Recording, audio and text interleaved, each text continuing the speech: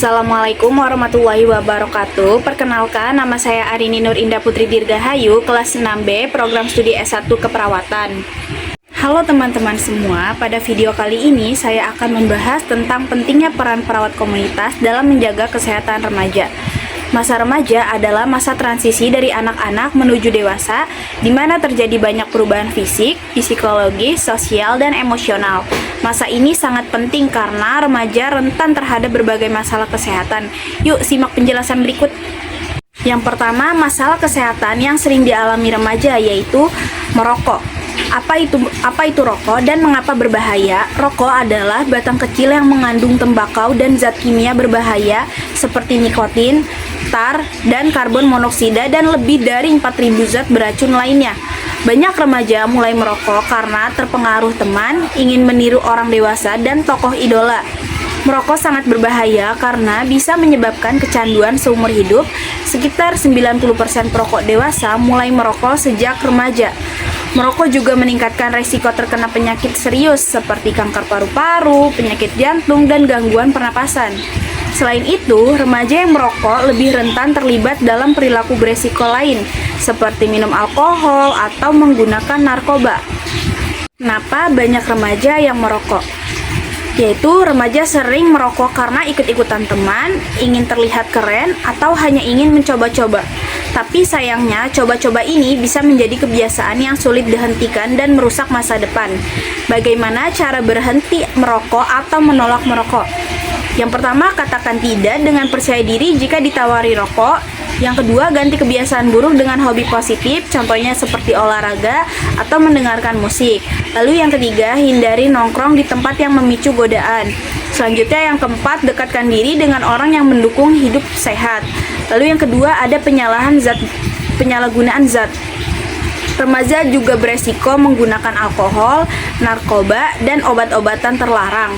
Penyalahgunaan zat dapat merusak organ tubuh, mengganggu perkembangan otak, menyebabkan kecanduan, serta menimbulkan masalah sosial seperti konflik keluarga, putus sekolah, hingga masalah hukum. Penyalahgunaan zat seringkali berawal dari tekanan teman sebaya atau keinginan untuk mencoba-coba.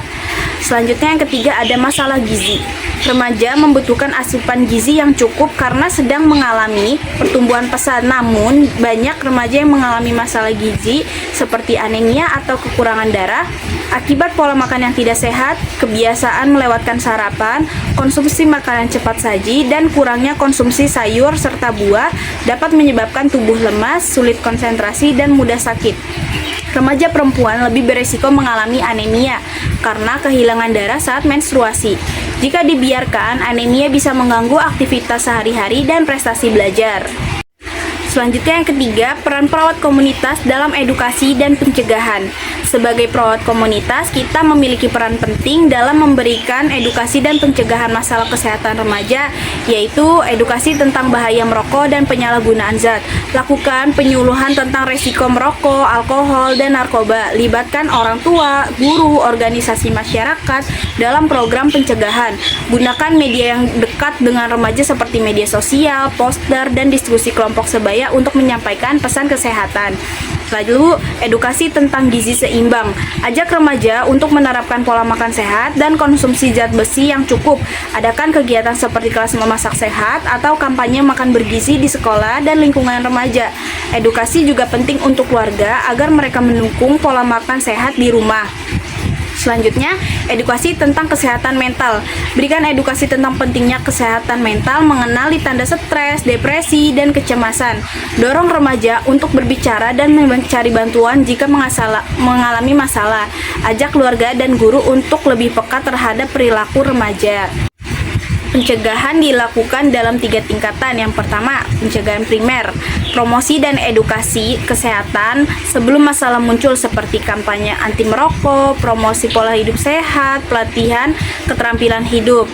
Lalu sekunder, deteksi dini dan penanganan cepat jika ditemukan masalah kesehatan, misalnya screening kesehatan rutin di sekolah. Lalu yang ketiga, tersier, edukasi tentang rehabilitas dan dukungan bagi remaja yang mengalami masalah kesehatan agar mereka bisa pulih dan kembali kembali berfungsi optimal di masyarakat. Tentunya, perawat komunitas harus aktif berkolaborasi dengan sekolah, keluarga, organisasi kepemudaan, dan tokoh masyarakat.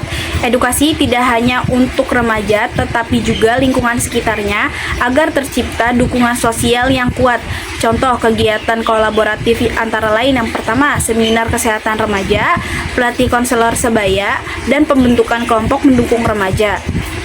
Tentunya, perawat komunitas harus aktif berkolaborasi dengan sekolah, keluarga, organisasi kepemudaan, dan tokoh masyarakat.